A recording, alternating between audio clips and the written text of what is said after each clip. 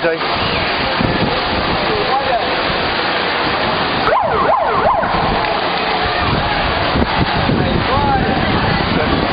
Chúng mày vừa để ý đứt mấy giây đấy?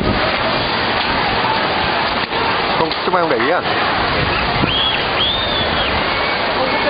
Có đứt đằng kia. Đứt chỗ cầu Giang Mang kìa.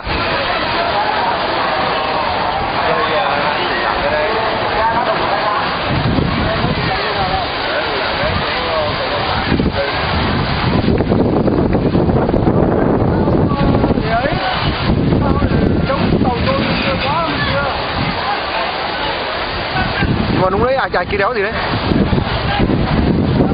Cái này nó vá này. Đấy, cái này. Thép dây này đây. Rồi. Dây chằng ở đây. Rồi thế được. Tao cứ mãi nhìn màn hình nó đéo để ý. Phải dây ở kia chả đứt cái nào cả. Thế còn rồi. Quá ngon.